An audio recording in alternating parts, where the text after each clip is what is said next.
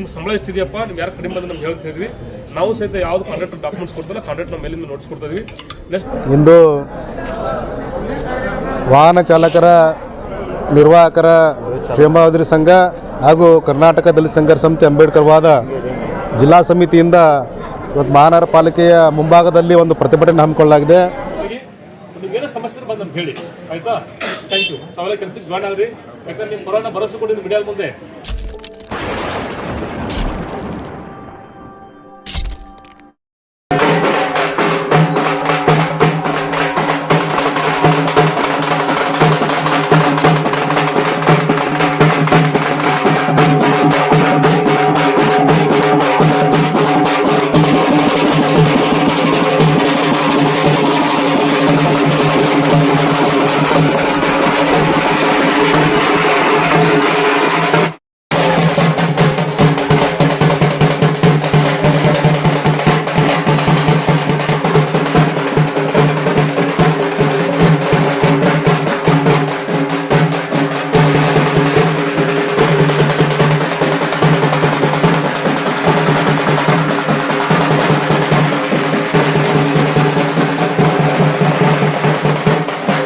ಇಂದು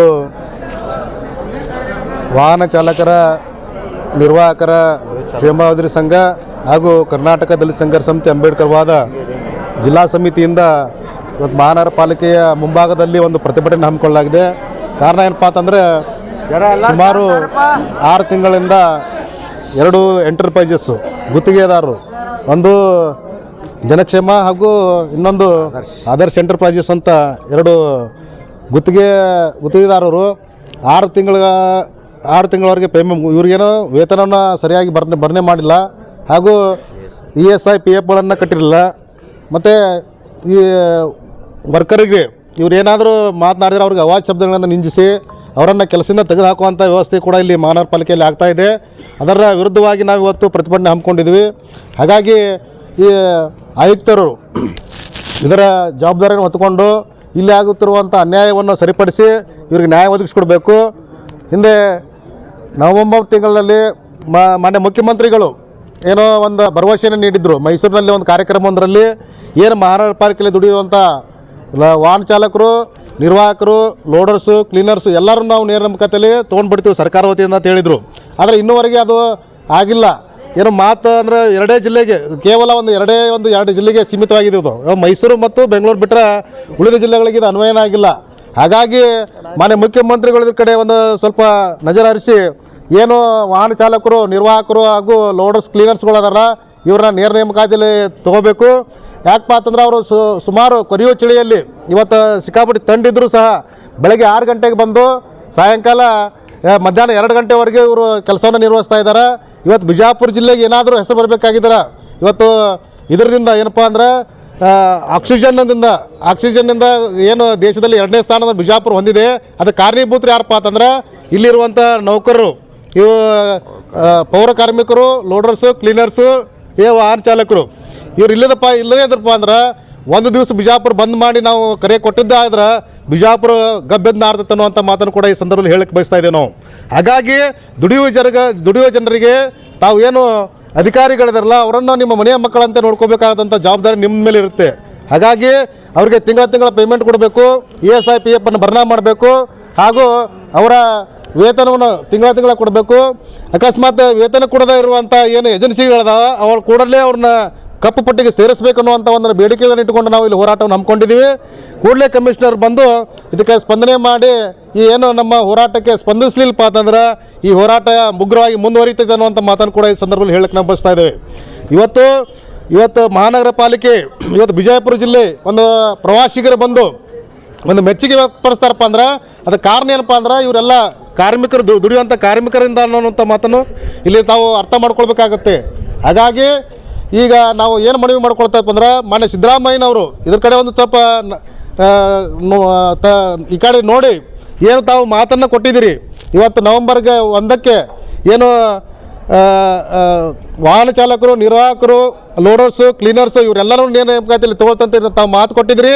ಹಾಗಾಗಿ ತಾವು ಅಹಿಂದ ನಾಯಕರು ಕೂಡ ಆಗಿದ್ರಿ, ಹಾಗೆ ಕಾರ್ಮಿಕರ ನಾಯಕರು ಕೂಡ ಆಗಬೇಕಂತೇಳಿ ತಮ್ಮಲ್ಲಿ ನಾವು ಮನವಿಯನ್ನು ಮಾಡ್ಕೊಳ್ತಾ ಇದ್ದೇವೆ. ಒಂದು ವೇಳೆ ಇದೇ ಇವರನ್ನು ನೇರ ನೇಮಕಾತಿಯಲ್ಲಿ ವೇತನ ಸರಿಯಾಗಿ ನೀಡದೇ ಹೋದ್ರೆ ಮುಮ್ಮರವಾದ ದಿನಮಾನಗಳಲ್ಲಿ ನಾವು ಉದ್ಯೋಗ ಹೋರಾಟವನ್ನು ಕೈಗೊಳ್ತೇವೆ ಅನ್ನೋ ಅಂತ ಮಾತನ್ನು ಕೂಡ ಈ ಸಂದರ್ಭದಲ್ಲಿ ಹೇಳಕ್ಕೆ ಬಯಸ್ತೇವೆ. ನಾವು ಸಂಜು ಕಂಬಾಗಿ, ಕರ್ನಾಟಕ ದಲಿತ ಸಂಘರ್ಷ ಸಮಿತಿ ಅಂಬೇಡ್ಕರ್ ವಾದದ ಬೆಳಗಾವಿ ವಿಭಾಗ ಸಂಚಾಲಕರು, ವಿಜಯಪುರ. ಎಲ್ಲ ಪಿ ಎಫ್ ಇದು ಕೊಟ್ಟರೆ ಅಂದರೆ ಇವ್ರಿಗೆ ಇಷ್ಟೇ ಅಂತ ಹೇಳಿ ತುಂಬಿದ ಅವರು ಬೇರೆ ಕಡೆ ಏಜೆನ್ಸಿ ಇರಬೇಕು ಟೋಟಲ್ ತುಂಬಿದು ಕೊಟ್ಟರೆ ಅವ್ರಿಗೇನು ಕೇಳು ಇವರು ಪ್ರತ್ಯೇಕವಾಗಿ ಅವ್ರ ಹೆಸರಲ್ಲಿ ಏನು ತುಂಬಿದೈತಿ ಅದಕ್ಕೆ ಬೇಕು. ESI ಕಾರ್ಡ್ ಇಲ್ಲಿವರೆಗೆ ಯಾರ್ದು ಮಾಡಿಸ್ತೀವಿ ಸರ್. ESI ಕಾರ್ಡ್ ಏನೈತಿ ಎಷ್ಟೋ ಜನ ಅವ್ರಿಗೆ ಹೋಗಿ ರಿಕ್ವೆಸ್ಟ್ ಮಾಡೋಣ, ನೀವು ದವಾಖಾನೆಗೆ ಅಡ್ಮಿಟ್ ಮಾಡಿರಿ ನಾನೇ ಬಂದು ಮಾಡ್ತೀವಿ ಆಧಾರ್ ಸೆಂಟರ್ ಪ್ರಾಜೆಕ್ಟ್ದವ್ರು ಹೇಳುವಂಥ ಮಾತು ಸರ್. ಈಗ ಜನಕ್ಷೇಮದವರು ಕೆಲವೊಂದು ಮಾಡ್ಸ್ಯಾರಿ, ಕೆಲವೊಂದು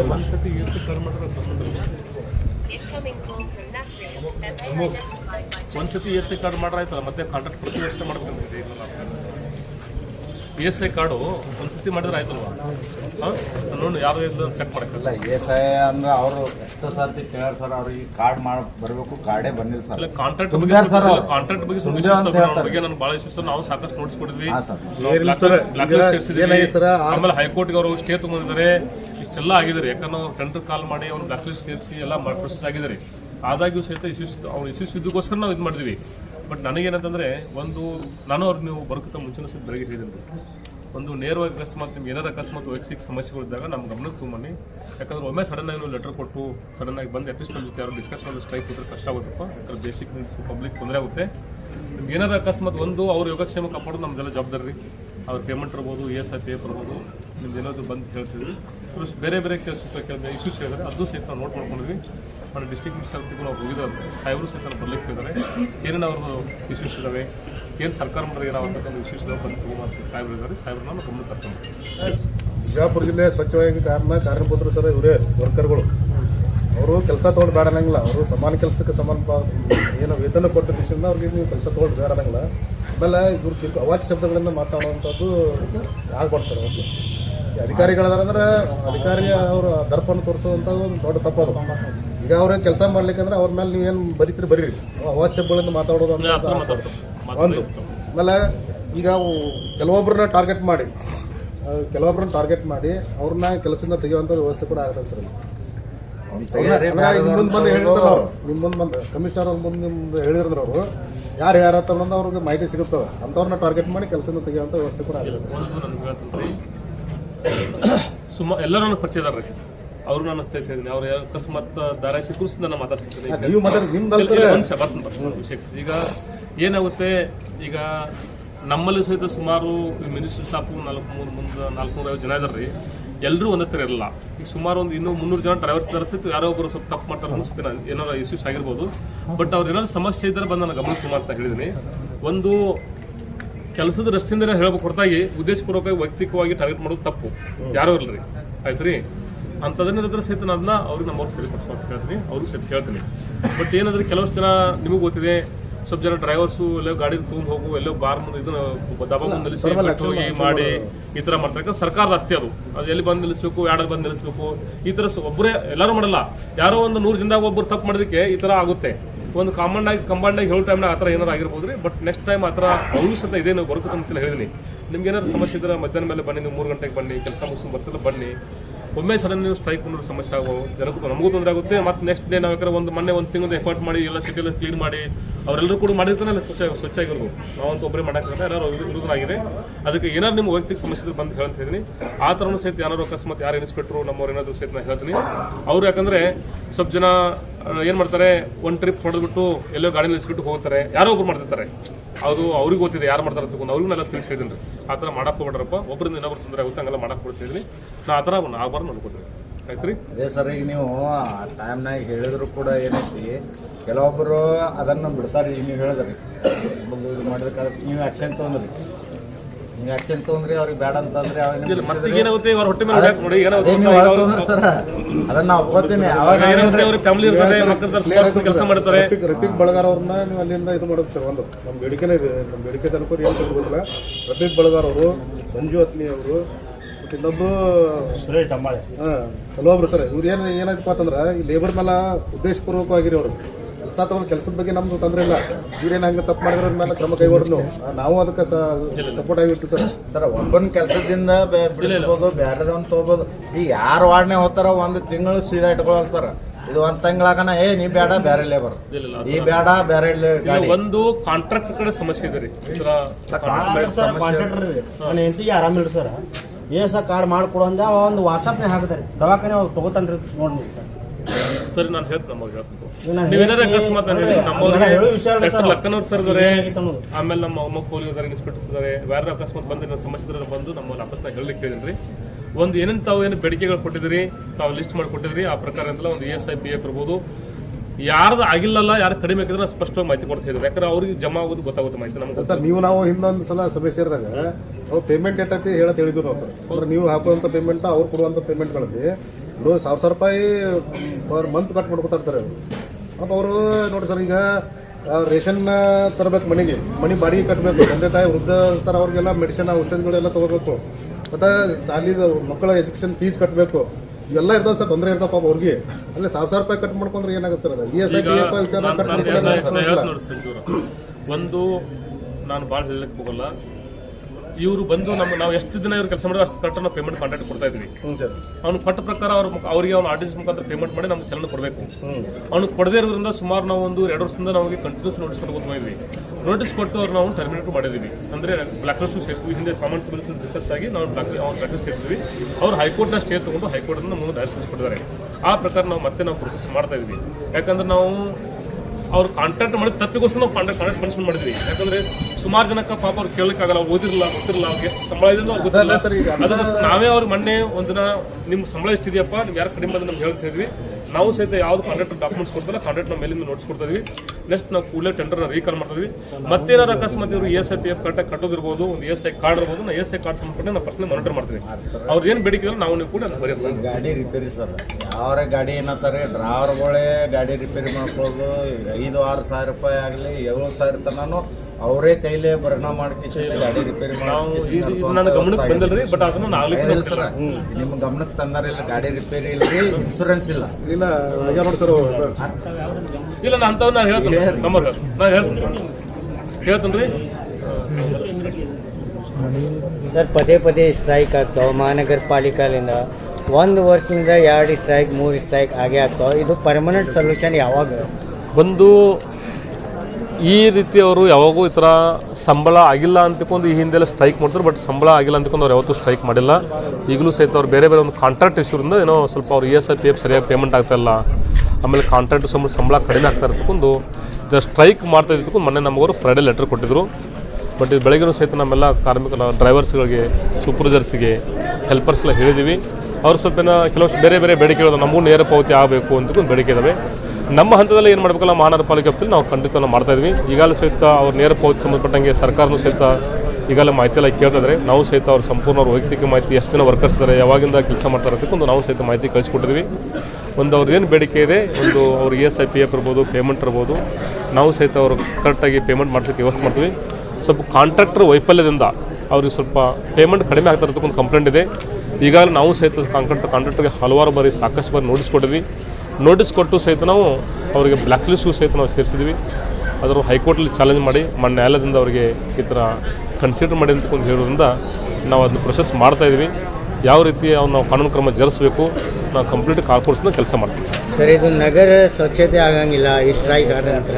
ಇದು ಜವಾಬ್ದಾರಿ ಯಾರು? ಮಹಾನಗರ ಪಾಲಿಕೆದು, ಕಾಂಟ್ರಾಕ್ಟರ್? ಇಲ್ಲ, ಒಂದು ಬೇಸಿಕ್ ನಡೆಸಿದೆ.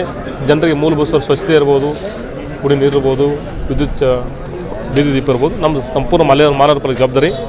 ಒಂದು ಕಾಂಟ್ರಾಕ್ಟರ್ಗೆ ನಾವು ವರ್ಕ್ ಆರ್ಡರ್ ಕೊಡ್ತೀವಿ. ಕಾಂಟ್ರಾಕ್ಟರ್ಗೆ ನಮಗೆ ಮ್ಯಾನ್ ಪವರ್ ಸಪ್ಲೈ ಮಾಡಬೇಕು.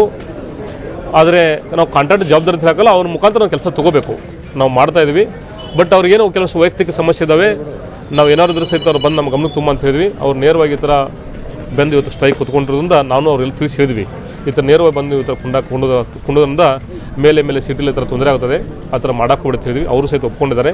ಯಾರಿಗೆ ಅಂದರೆ ಸುಮಾರು ಒಂದು 200 ಜನದಲ್ಲಿ ಒಂದು 10-20 ಜನಕ್ಕೆ ಅವರು ಸ್ವಲ್ಪ ಕಾಂಟ್ರಾಕ್ಟ್ಸು ಸ್ವಲ್ಪ ಕಡಿಮೆ ಪೇಮೆಂಟ್ ಹಾಕ್ಬೋದು. ಅವ್ರು ESI PF ಕಟ್ ಮಾಡೋದ್ರಿಂದ ತೊಂದರೆ ಆಗ್ತದೆ. ಅದಕ್ಕಾಗಿ ಅವ್ರ ಕಡೆನೆಲ್ಲ ಲಿಸ್ಟ್ ತೊಗೊಂಡು ನಮ್ಮ ಕಡೆಯೂ ಸ್ವಲ್ಪ ಎಲ್ಲ ಲಿಸ್ಟ್ ಔಟ್ ಮಾಡಿ ಕಾಂಟ್ರಾಕ್ಟರ್ ಪುನಃ ನೋಟಿಸ್ ಕೊಟ್ಟು ನಾವು ಅವ್ರ ಮೇಲೆ ಡಿಸಿಪ್ಲಿನ್ ಆ್ಯಕ್ಷನ್ ಮಾಡ್ತೀವಿ. ಈಗ ಅವ್ರು ಹೇಳಿದರು ಅಧಿಕಾರಿಯಿಂದ ಲೇಬರ್ಸ್ಗೆ ತೊಂದರೆ ಆಗ್ತಾವೆ ಇಲ್ಲ ಅಂದರೆ ಏನಾಗುತ್ತೆ, ಸುಮಾರು ಜನ ತಮಗೆ ಗೊತ್ತಿದೆ ಎಲ್ಲ 100 ಜನ ಎಂಪ್ಲಾಯ್ಸ್ಲ ಒಂದೇ ಥರ ಇರಲ್ಲ, ಯಾರೋ ಒಬ್ಬರಿಬ್ಬರು ತಪ್ಪು ಮಾಡ್ತಿರ್ತಾರೆ.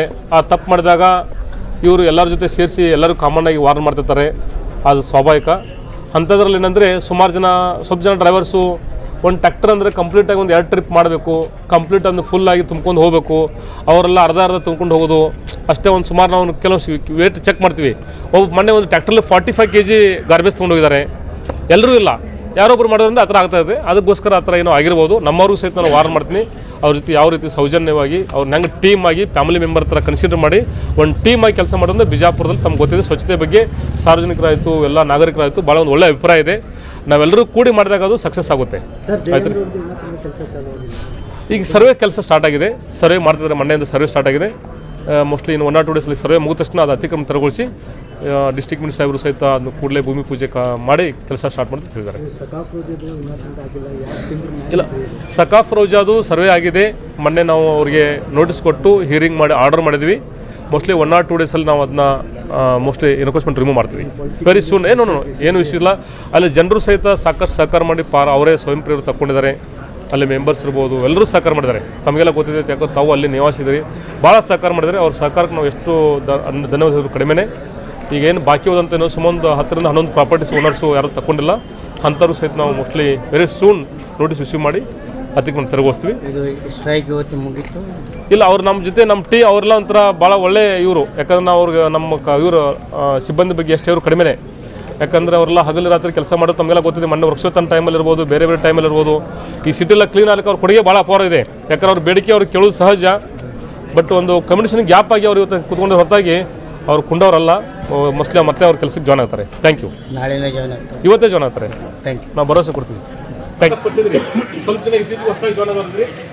ನಿಮ್ಗೆ ಏನಾದರೂ ಅಕಸ್ಮಾತ್ ಸಮಸ್ಯೆ ಇದ್ದರೆ ನಾವು ಸುಮಾರು ಮಧ್ಯಾಹ್ನ 3 ಗಂಟೆಗೆ ಬಂದು ಕೆಲಸ ಮುಗಿದ ಮೇಲೆ ಅಟ್ಲೀಸ್ಟ್ ನಿಮ್ಗೆ ವೈಯಕ್ತಿಕವಾಗಿ ಏನಾದರೂ ಸಮಸ್ಯೆ ಇದ್ದರೆ, ಯಾಕಂದರೆ ಒಬ್ಬರಿಗೆ ಅವರು ಗೊತ್ತಿರುತ್ತೆ ನಮ್ಗೆ ಏನಾಗುತ್ತೆ ಅಂತ ಗೊತ್ತಾಗಲ್ಲ ಒಂದು ಕೆಲಸ ಫೆಡರಲ್ ಲೆವೆಲಲ್ಲಿ. ಅಕಸ್ಮಾತ್ ನಮ್ಮ ಅಧಿಕಾರಿ ಸಿಬ್ಬಂದಿ ಬಂದು ನಿಮ್ಮಲ್ಲಿ ಸಣ್ಣ ಪುಟ್ಟ ಏನೋ ಸ್ವಲ್ಪ ಏನೋ ಸಿಟ್ಟು ಹೇಳಬೇಕಾಗುತ್ತೆ. ಯಾಕಂದ್ರೆ ಮೇಲೆ ನಮಗೆ ಬೈತಾರೆ, ನಾವು ಸ್ವಲ್ಪ ನಿಮ್ಗೆ ಹೇಳಬೇಕಾಗುತ್ತೆ, ಅದಕ್ಕೆ ಕಾಮನ್ನು. ಬಟ್ ಇನ್ನೊಂದು ವೈಯಕ್ತಿಕವಾಗಿ ತಗೋದು ತಪ್ಪು. ನೀವು ಅದ್ರಾಯ್ತು, ನಾವು ಅದ್ರ ವೈಯಕ್ತಿಕ ತಗೋಬಾರ್ದು. ಆಯ್ತು ರೀ, ನಾವೆಲ್ಲರೂ ಕೂಡಿ ಮಾಡ್ತಾರೆ ಸಾರ್ವಜನಿಕ ಕೆಲಸ. ಆಯಿತಾ, ನೀವೆಲ್ಲರೂ ಚೆನ್ನಾಗಿ ಕೆಲಸ ಮಾಡಿದ್ದಕ್ಕೆ ನಮ್ಮ ಸಿಟಿಗೆ ಒಂದು ಒಳ್ಳೆ ಹೆಸರಿದೆ. ಅದಕ್ಕಾಗಿ ನಿಮ್ಗೇನೋ ಸಮಸ್ಯೆ ಬಂದು ನಮ್ಗೆ ಹೇಳಿ, ಆಯಿತಾ. Thank you. ತಾವೆಲ್ಲ ಕೆಲಸಕ್ಕೆ ಜಾಯ್ನ್ ಆಗ್ರಿ. ಯಾಕಂದ್ರೆ ನೀವು ಕೊರೋನಾ ಭರವಸೆ ಕೊಟ್ಟಿದ್ದು ಮೀಡಿಯಾದ ಮುಂದೆ ಅವರು ಸ್ಟ್ರೈಕ್ ಹಿಂದೆ ತಗೊಂಡ್ರೆ ಇಲ್ಲ ಹಿಂದೆ ತಗೋತಾರಪ್ಪ, ಇವತ್ತು ಕೆಲಸಕ್ಕೆ ಜಾಯ್ನ್ ಆಗ್ತಾರೆ ಅಂತ ಹೇಳಿದ್ರೆ ನೀವು ದಯವಿಟ್ಟು ಹೋಗಿ ಕೆಲಸಕ್ಕೆ ಜಾಯ್ನ್ ಆಗಿ. ನಮ್ಮಿಂದ ಸಾರ್ವಜನಿಕ ತೊಂದರೆ ಆಗೋದು ಬೇಡ. Okay, thank you.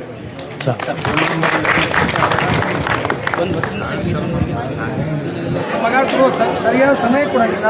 ಇವೆಲ್ಲ ಒಂದಲ್ಲ 10 ಹಲವಾರು ಸಮಸ್ಯೆಗಳು ಗುತ್ತಿಗೆದಾರದಾವೆ. ಅಂಥವ್ರನ್ನ ಬ್ಲ್ಯಾಕ್ ಲಿಸ್ಟ್ ಹಾಕ್ಲಾಕ ಆಯುಕ್ತರಿಂದ ಮನವಿ ಮಾಡಿದ್ದಾರೆ. ಆ ಪೂಜೆ ಮಹಾಪೌರರು ಎಲ್ಲ ಕಾರ್ಪೊರೇಟರ್ ಸಹಿತ ಈ ರೀತಿ ಆದರೆ ಭಾಳ ತೊಂದರೆ ಆಗ್ತದೆ. ಇವತ್ತು ಮಹಾನಗರ ಪಾಲಿಕೆ ಭಾಗದಲ್ಲಿ ನಮ್ಮೆಲ್ಲ ಕಾರ್ಮಿಕರು ಸತ್ಯಾಗ್ರಹ ಹೂಡಿದ್ದಾರೆ. ಮಹಾನಗರ ಪಾಲಿಕೆಯವರು ಸಂಘದವರು ಎಲ್ಲರೂ ಕೂಡ ಅವ್ರಿಗೆ ಮನವಿ ಮಾಡಿದ್ದೀವಿ. ಮತ್ತು ಅವ್ರು ಏನು ಸಮಸ್ಯೆಗಳದಾವ, ಬೇಡಿಕೆಗಳದಾವ, ಈಡೇರಬೇಕಂತವರು ಸ್ಪಷ್ಟವಾಗಿ ಹೇಳಿದ್ದಾರೆ. ಜೊತೆಯಾಗಿ ಮತ್ತು ಹೊರಗುತ್ತಿಗೆದಾರರು ನೇರ ಪಾವತಿ ಮಾಡಿ ನಮಗಂತ ಒಂದು ಅವರಿಗೆ ವಾದ ಅದ. ಅದು ಒಳ್ಳೆಯ ವಿಚಾರ, ಸುಮಾರು ದಿನಗಳಿಂದ ನಡೆದದ. ಹೀಗಾಗಿ ನಾವು ಸರ್ಕಾರಕ್ಕೂ ಆಗ್ರಹ ಮಾಡಿದ್ದೀವಿ. ಆಮೇಲೆ ಕೆಲವೊಬ್ಬರು ಗುತ್ತಿಗೆದಾರರು ಏನು ಮಾಡ್ತಾರೆ, ತಮ್ಮ ಅನುಕೂಲಕ್ಕೆ ತಮ್ಮ ಲಾಭಕ್ಕಾಗಿ ಮಾತ್ರ ಗುತ್ತಿಗೆ ಹಿಡಿಯೋದಾರೆ. ಅದರಿಂದ ನಮ್ಮ ಮಹಾನಗರ ಪಾಲಿಕೆ ಹೆಸರಾಗತ್ತದ, ಜೊತೆಯಾಗಿ ಅವರಿಗೆ ಅನ್ಯಾಯ ಆಗ್ತದೆ. ಅದು ನಾವು ಮೊನ್ನೆ ಒಂದು ಚರ್ಚೆ ಮಾಡಿದೆವು. ಅವ್ರು PF ESI ಸರಿಯಾಗಿ ಕಟ್ತಾ ಇಲ್ಲ, ಅದರಿಂದ ಪಗಾರು ಕಟ್ ಮಾಡಿಕೊಡೋದು. ಏನು ಪಗಾರ 16-17 ಸಾವಿರ ಕೊಡಬೇಕಂತ ಪಗಾರ 12 ಸಾವಿರ ಕೊಟ್ಟೆ, 13 ಸಾವಿರ ಕೊಟ್ಟೆ. ಆಮ್ಯಾಗ ಪಗಾರ ಕೊಡುವ ಸರಿಯಾದ ಸಮಯ ಕೊಡೋಂಗಿಲ್ಲ. ಇವೆಲ್ಲ ಒಂದಲ್ಲ 10 ಹಲವಾರು ಸಮಸ್ಯೆಗಳು ಗುತ್ತಿಗೆದಾರದಾವ. ಅಂಥವ್ರನ್ನೂ ಬ್ಲ್ಯಾಕ್ ಲಿಸ್ಟ್ ಹಾಕ್ಲಿಕ್ಕೆ ನಾವು ಆಯುಕ್ತರಿಗೆ ಈಗಲೇ ಮನವಿ ಮಾಡಿದೆವು. ಪೂಜೆ ಮಹಾಪೌರರು ಎಲ್ಲ ಕಾರ್ಪೊರೇಟರ್ ಸಹಿತ ನಾವು ಸೇರಿ ಸಭೆ ಮಾಡಿದ್ವಿ. ಹಾಗೆ ಈ ರೀತಿ ಆದರೆ ಭಾಳ ತೊಂದರೆ ಆಗ್ತದೆ. ನಗರ ಸ್ವಚ್ಛ ಇಡೋರೇ ಅವರೇ ಬೆಳಗ್ಗೆ 6ರಿಂದ ಸಾಯಂಕಾಲ ಕೆಲಸ ಮಾಡ್ತಾರಲ್ಲ. ಒಂದು ಎರಡನೇದು, ಈ ರೀತಿ ಗುತ್ತಿಗೆದಾರ ತಪ್ಪು ಮಾಡೋದಕ್ಕೆ ನಾವು ಯಾಕೆ ಕೆಟ್ಟ ಹೆಸರು ತರಬೇಕು? ಆ ಕಾರಣ ಆ ಗುತ್ತಿಗೆದಾರ ರದ್ದು ಮಾಡಿರಿ. ಒಳ್ಳೆಯ ಗುತ್ತಿಗೆದಾರರು PF ಸರಿಯಾಗಿ ಕೊಡೋರು ಇದ್ದರೆ ESI ಮಾಡಿರಿ. ಇಲ್ಲಿಗೆ ನೇರ ಪಾವತಿ ಮಾಡುವಂಥ ವ್ಯವಸ್ಥೆ ಮಾಡಿರಿ ಅಂತ ನಾವು ಹೇಳಿದೆವು. ನಾವು ಈ ಸಲ ಬರುವಂಥ ಸಭೆಯಲ್ಲಿ ಒಂದು ನಿರ್ಣಯ ತೊಗೊಂಡು ಅವ್ರು ನ್ಯಾಯಯುತವಾಗಿ ಅನುಕೂಲ ಆಗುವಂಥ ಎಲ್ಲ ಕೆಲಸಗಳನ್ನು ನಿರ್ಧಾರ ಮಾಡ್ತೀವಿ. ಮತ್ತು ಇನ್ನೊಂದು, ಕೆಲವೊಬ್ಬರು ನಾವು ನೋಡಿದ್ದೀವಿ ಕೆಲಸ ಮಾಡೋರು 90% ಒಳ್ಳೆಯವರಿದ್ದಾರೆ. ಇನ್ನು ಕೆಲವೊಂದಿಷ್ಟು ಜನ ಮಿಸ್ಯೂಸ್ ಮಾಡತ್ತಾರೆ. ಸುಮ್ಮನೆ ಸಮುದಾಯ ಹಂಗೈತಿ ಹಿಂಗೈತಿ ಅದು ಇಲ್ಲ. ಕೆಲಸ ಮಾಡ್ದಾಗ ವೈಯಕ್ತಿಕ ಯಾರು ನೀವು ಕೆಲಸ ಯಾರು ಮಾಡ್ತಾಯಿಲ್ಲ. ಪಗಾರಕ್ಕೆ ನಿಮಗೆ ಅನ್ಯಾಯ ಆಗ್ತದೆ, ಅದಕ್ಕೆ ನಾವು ನಿಮ್ಮ ಜೊತೆ ಇರ್ತೀವಿ. ಕೆಲಸ ಮಾಡುವಾಗ ಸರಿಯಾದ ಟ್ಯಾಂಕ್ ಬರ್ರಿ ಅನ್ನಾಗ ಅಧಿಕಾರಿಗಳು ಚೆಂದ ಸ್ಪಂದಿಸ್ರಿ. ಆಮೇಲೆ ನಿಮಗೆ ಏನು ಸಮಸ್ಯೆ ಇದ್ರೆ ನಮ್ಮ ಸಂಬಂಧಪಟ್ಟ ಕಾರ್ಪೊರೇಟ್ರು ಎಲ್ಲ ಕಾರ್ಪೊರೇಟ್ರು ಈ ಪಕ್ಷಾತೀತ ಯಾವ ಕಾರ್ಪೊರೇಟ್ರು ನಿಮ್ಮ ಮನೆಗೆ ಹೋದ್ರು ಫೋನ್ ಮಾಡಿದ್ರು ನಿಮ್ಮ ಕಷ್ಟಕ್ಕೆ ಓಡಿ ಬರ್ತೀವಿ ನಾವು, ನಿಮ್ಗೆ ನಾವು ಜೊತೆ ಇರ್ತೀವಿ. ಹೀಗಾಗಿ ಕೆಲವರು ಮಿಸ್ಯೂಸ್ ಮಾಡ್ಕೋಬೇಡ ಅಂತ ನಾವು ವಿನಂತಿ ಮಾಡ್ತೀವಿ. ಆಮೇಲೆ ಉಳಿದ 90% ಎಲ್ಲ ಪಾಪ ನಿಜವಾಗಿ ಹೇಳ್ತೀವಿ ನಾವು ಕಸ ಹೊಡೆಕೊಂಡು ಡ್ರೈವರು ಆಮೇಲೆ ಸ್ವೀಪರ್ಸು ಆಮ್ಯಾಗ ಕೆಲವೊಂದು ರಾಡಿಂಗ್ ಕೆಲಸ ಮಾಡೋರು UGD ಇಷ್ಟು ಒಳ್ಳೆ ಕೆಲಸ ಮಾಡ್ತಾರಲ್ಲ. ನಾವು ಒಂದು ಎಮರ್ಜೆನ್ಸಿ ರಾತ್ರಿ 8ಕ್ಕೆ ಫೋನ್ ಮಾಡೋದು ಬರ್ತಾರೆ. ಅವ್ರಿಗೆ ನಾವು ವಿಶೇಷ ನಗರ ನಮ್ಮ ವಿಜಯಪುರ ನಗರ ಜನತೆಯ ಪರವಾಗಿ ಹೃತ್ಪೂರ್ವಕ ಕೃತಜ್ಞತೆ ಮತ್ತು ಅಭಿನಂದನೆ ಸಲ್ಲಿಸ್ತೇವೆ. ಈ ರೀತಿ ಕೆಲಸ ಮಾಡೋರು ಎಲ್ಲಿ ಬಹುತೇಕ ಬೇರೆ ಯಾವ ಜಿಲ್ಲೆಯಲ್ಲಿ ಮಹಾನಗರ ಪಾಲಿಕೆ ಇರಲಿಕ್ಕಿಲ್ಲ. ಅಷ್ಟೊಂದು ಅತ್ಯಂತ ಗೌರವಯುತವಾಗಿ ಕೆಲಸ ಮಾಡ್ತಾರೆ. ಅವ್ರ ಬಗ್ಗೆ ನಮ್ಗೆ ಭಾಳ ಅಭಿಮಾನ. ನಾವೆಲ್ಲರೂ ಸಿಕ್ಕಾಗ ಅವ್ರನ್ನ ಎಷ್ಟು ಪ್ರೀತಿಯಿಂದ ಮಾತಾಡ್ತೇವೆ ಅಂದ್ರೆ ನಮ್ಮ ಮನೆಯವರು ಅನ್ನೋಂಥ ಭಾವನೆಯನ್ನು ಮಾತಾಡ್ತೇವೆ ನಾವು ಇನ್ನು ಪ್ರೆಸ್ ಮೀಡಿಯಾದಲ್ಲಿ ಹೇಳ್ತಾ ಇಲ್ಲ. ಯಾರ್ಯಾರು ಕೇಳ್ಬೇಕು ನೀವು ಏನೇ ಕಷ್ಟ ಐತೇನೋ ಏನೈತಿ ಆರಾಮಿಲ್ಲೇನೋ ಅಥವಾ ನಿಮ್ಮ ಮಕ್ಳು ಏನು ಓದ್ತಾರೆ ಚಲೋ ಓದಿಸಿ ನಿಮ್ಗೆ ಏನು ಸಮಸ್ಯೆ ಹಾಸ್ಪಿಟ್ಲ್ ಹೇಳ್ರಿ ನಾವು ಶಾಸಕರ ಗಮನ ತರ್ತೀವಿ. ಇಷ್ಟೆಲ್ಲ ಅವ್ರ ಜೊತೆ ಪ್ರೀತಿಯಿಂದ ಅದೇವಿ. ನಾವು ಇಷ್ಟೇ ಆಗ್ರಹ ಮಾಡ್ತೀವಿ ಈ ಹೊರಗುತ್ತಿದಾರದ ಏನು ದಬ್ಬಾಳಿಕೆ ಬಂದಾಗಲಿ ನೇರ ಪಾವತಿ ಆಗಲಿ ಅವರಿಗೆ ESI PF ಸರಿಯಾಗಿ ಸಿಗಲಿ ಅಂತ ನಾವು ಸಹಿತ ಆಗ್ರಹ ಮಾಡ್ತೀವಿ. ಸರ್ ಮಹಾನಗರ ಪಾಲಿಕೆಯಿಂದ ನೇರವಾಗಿ ಕಾಂಟ್ಯಾಕ್ಟ್ ಬೇಸಿಸ್ ಮೇಲೆ ತಗೊಳ್ಳೋದು ಪ್ರೊವಿಷನ್ ಅದಾವ ಇಲ್ಲ ರದ್ದು ಮಾಡಿ ಕೆಲವೊಂದು ಸರ್ಕಾರ ಮಟ್ಟದಲ್ಲಿ ಇರೋದ್ರಿಂದ ಸರ್ಕಾರವು ಮನಸ್ಸು ಮಾಡಬೇಕು. ನಾವೀಗ ಮತ್ತೆ ಬೇರೆ ರೂಪ ಹೋಗ್ತದೆ ಮಾತಾಡಿದ್ರೆ ಸರ್ಕಾರಗಳು ಏನೇನು ಕೆಲಸ ಮಾಡೋದು ಗೊತ್ತದೆ. ಯಾರಿಗೆ ನಿಜವಾಗಿ ಸೌಲಭ್ಯ ಸಿಗಬೇಕು ಯಾರಿಗೆ ನ್ಯಾಯಯುತವ ಅನುಕೂಲ ಮಾಡಬೇಕು ಅದನ್ನು ಮಾಡಂಗಿಲ್ಲ ಅವರು. ಇಲ್ಲಿ ಸರ್ಕಾರ ಮಟ್ಟದಂಗೆ ಐತಿ, ನಮ್ಮ ಮಟ್ಟದಾಗಿಲ್ಲ. ಸರ್ಕಾರ ಮಾಡಬೇಕು. ನಾವು ಈಗ ಮಾಡಿ ಕಳಿಸ್ತೀವಿ ಒಂದು ಠರಾವ್ ನಮ್ಮ ಮೀಟಿಂಗ್ನ ಠರಾವ್ ಮಾಡಿ ಕಳಿಸ್ತೀವಿ. ಈ ರೀತಿ ಇವರಿಗೆ ಕೆಲಸ ಮಾಡೋದು ಅನ್ಯಾಯ ಆಗ್ತದೆ, ನೀವು ಅದನ್ನು ನಮಗೆ ಅನುಕೂಲ ಮಾಡೋಕ್ಕೆ ಅನುವು ಮಾಡಿಕೊಡೋದು ಹೇಳ್ತೀವಿ. ಅವ್ರು ಸರ್ಕಾರ ಮಟ್ಟನಾಗ ಕ್ಯಾಬಿನೆಟ್ ಮೀಟಿಂಗ್ನ ಪಾಸ್ ಆಗ್ಬೇಕಂತ ನಾವು ಆಗ್ರಹ ಮಾಡ್ತೀವಿ, ಅದನ್ನು ಆಶಿಸ್ತೀವಿ. Thank you.